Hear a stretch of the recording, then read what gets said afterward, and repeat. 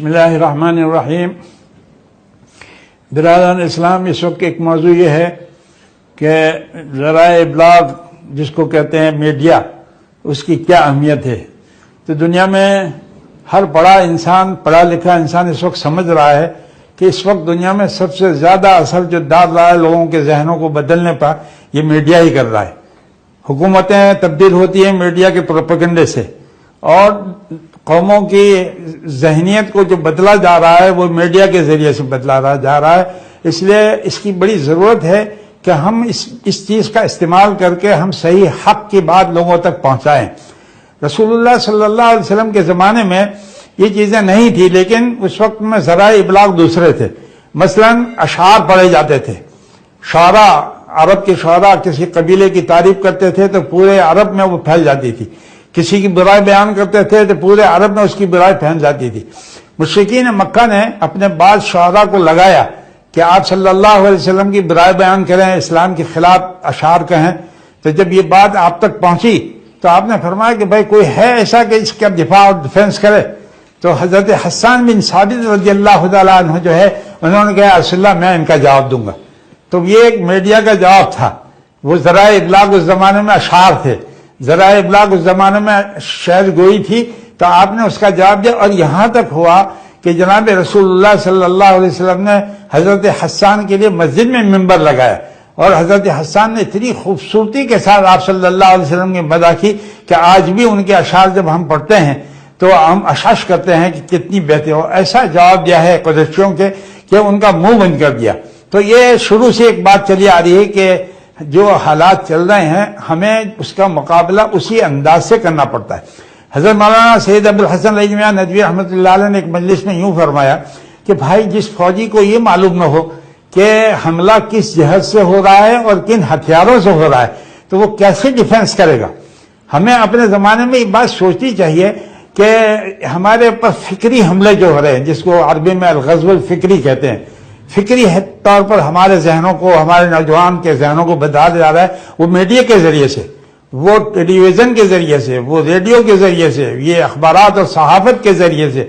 تو یہ ایسے ہتھیار اس زمانے میں ہے کہ اس سے مفر نہیں ہے۔ اگر ہم اس کو استعمال نہیں کریں گے تو ہم نے دیکھا کہ بعض ایسی تنظیمیں جس کے ساتھ ہم اتفاق نہیں کر سکتے، مثلا قادیانی حضرات ہیں، ہم ان کو سمجھتے ہیں کہ یہ رسول اللہ صلی اللہ علیہ وسلم کی نبوت کے خلاف بغاوت ہے۔ انہوں نے پوری دنیا میں کئی چینلیں اپنی لگا رکھی ہیں، اور پوری دنیا میں وہ اسلام کو پیش کر رہے ہیں، اور لوگ سمجھتے ہیں کہ اسلام یہ ہے جو یہ لوگ پیش کر رہے ہیں۔ تو کیا اس کے لیے ضروری نہیں ہے کہ ہم ایسا سلسلہ شروع کریں کہ جس میں صحیح بات پیش کریں؟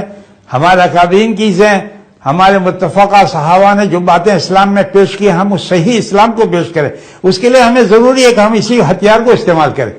مجھے معلوم ہے کہ ہمارے علماء میں اختلاف رائے ہے کہ ٹیلی ویژن کو استعمال ہم کر سکتے ہیں، ٹیلی ویژن پر آنا چاہے کسی مولوی کو یا نہیں، لیکن میرے دوستو اگر دنیا کا حالات کا ہم جائزہ لیں، اگر ہم نے دنیا کا سفر کیا ہو، اگر ہم یوروپ گئے، امریکہ گئے، تو ہمیں دل سے یقین ہو جائے گا کہ اس کے علاوہ اب ہمارے پاس چارہ کار نہیں ہے۔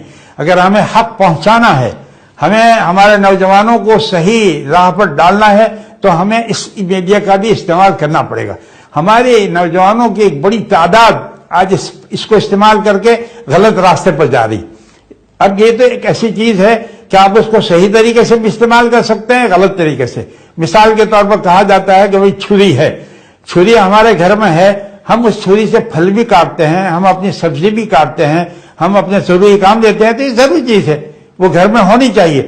لیکن اسی چھری کو لے کر کوئی کسی کے گلے پر بھی پھراتا ہے، کسی کو زخمی کرتا ہے۔ اگر وہ زخمی کرتا ہے تو ہم ایسا نہیں کہہ سکتے کہ چھری آپ اپنے گھر میں نہ رکھیں، اس لیے کہ اس سے لوگوں کو زخمی کر دیا جاتا ہے۔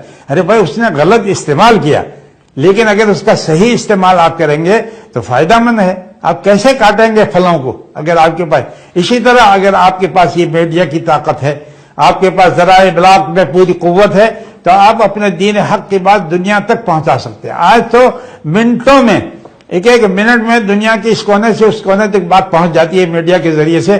امریکہ کے کسی شہر میں، معمولی شہر میں کوئی بات ہوتی ہے تو وہ منٹوں میں ساری دنیا میں پہنچ جاتی ہے اسی میڈیا کے ذریعے۔ ہمیں پتہ بھی نہیں چلتا کہ فلاں شہر میں اس طرح کا واقعہ پیش آیا اگر یہ میڈیا نہ ہوتا۔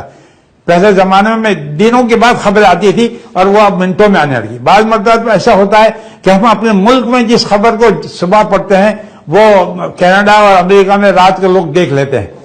شعر جو ہے اس کو پسند نہیں کیا گیا. اس کے بارے میں عربی میں کہا گیا کہ حسن و حسن و قبیح و قبیح، اس میں سے جو اچھے ہیں وہ اچھے ہیں، جو برے ہیں برے. لیکن میں نے جیسا بھی عرض کیا، حضرت حسان نے دفاع کیا اسلام کا. حضرت حسان بن ثابت رضی اللہ تعالیٰ نے رسول اللہ صلی اللہ علیہ وسلم کی مدح بیان کر کے جواب دیا مشرکین کو، تو اللہ کے رسول صلی اللہ علیہ وسلم بہت خوش ہوئے. آپ نے ان کے لیے دعائیں کی، اس لیے کہ انہوں نے شعر کو اچھے کام میں استعمال کیا. ہم بھی اس کو اگر غلط کام میں استعمال کریں گے، اس کو فحش پھیلانے میں استعمال کریں گے، اس کے اندر غلط تصویریں ڈالیں گے، اس میں اپنی کوئی بڑائی بیان کرنے کے لیے ہم ٹیلی ویژن پر جائیں گے، تو یہ چیز اللہ تعالیٰ کو پسند نہیں ہوگی. لیکن اگر ہماری نیتوں میں فطور نہیں ہے، ہم صحیح نیت کے ساتھ دین کو پہنچانا چاہتے ہیں، تو میری رائے یہ ہے کہ اس کا استعمال ہم لوگوں کو کرنا چاہیے. وآخر دعوانا